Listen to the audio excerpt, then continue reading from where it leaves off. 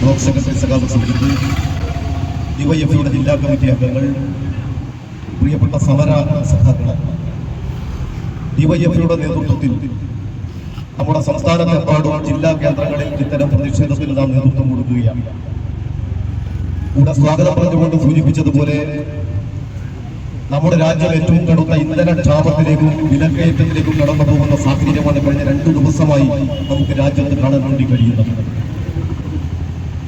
ബിജെപിയുടെ നേതൃത്വത്തിലുള്ള രാജ്യത്തെ സംഘപരിവാര ഭരണകൂടം, നരേന്ദ്രമോദി എന്ന ഇന്ത്യയുടെ പ്രധാനമന്ത്രി എല്ലാ അർത്ഥത്തിലും അമേരിക്കൻ സാമ്രാജ്യത്വത്തിനു മുന്നിൽ മുട്ടിലടയുന്ന സാഹചര്യത്തിലാണ് ഇന്ത്യ കണ്ട ഏറ്റവും കടുത്ത ഇന്ധന ക്ഷാമത്തിലേക്ക് കഴിഞ്ഞ ദിവസങ്ങളിലെല്ലാം നമ്മുടെ രാജ്യം കടന്നുപോയിക്കൊണ്ടിരിക്കുന്നത്.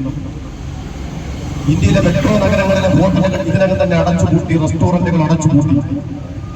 ഇന്ധനം കിട്ടാതെ രാജ്യത്തെ ഗവൺമെന്റ് പറയുന്നു ഇതാ 40,000 ലിറ്ററിലധികം മണ്ണെണ്ണ ഞങ്ങൾ സംസ്ഥാനങ്ങൾക്ക് നൽകാൻ വേണ്ടി തീരുമാനിക്കുന്നുവെന്നാണ് രാജ്യത്തെ സർക്കാർ ഇപ്പോൾ പ്രഖ്യാപിക്കുന്നത്.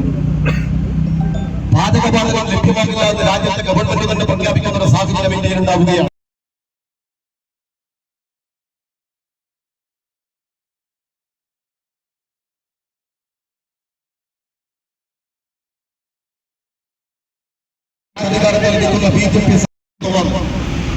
പശ്ചിമേഷ്യൻ രാഷ്ട്രങ്ങളിൽ കഴിഞ്ഞ കുറെ നാളുകളായി യുദ്ധാന്തരീക്ഷത്തിലേക്ക് കടന്നുപോയിരിക്കുന്നു.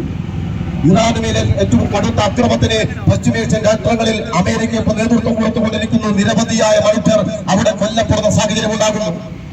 ഹോർമൂസ് കടലിടുക്ക് കഴിഞ്ഞ ദിവസങ്ങളിൽ പൂർണ്ണമായി അടക്കുന്ന നല്ല കാര്യങ്ങൾ എത്തിയിരിക്കുകയാണ്.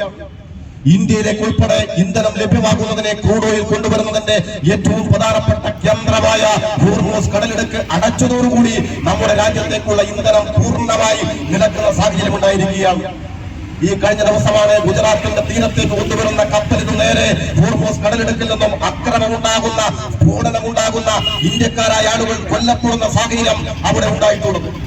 അങ്ങനെ സമ്പൂർണമായി ഇന്ധനക്ഷാമത്തിലേക്ക്, പ്രതിസന്ധിയിലേക്ക് രാജ്യത്തെ നയിക്കുന്ന നിലപാടിനെ നരേന്ദ്രമോദിയുടെ ബിജെപിയുടെ നേതൃത്വത്തിലുള്ള സർക്കാർ അമേരിക്കൻ ഭരണകൂടത്തിന് വിധേയപ്പെട്ടുകൊണ്ട് പോകുന്ന സാഹചര്യം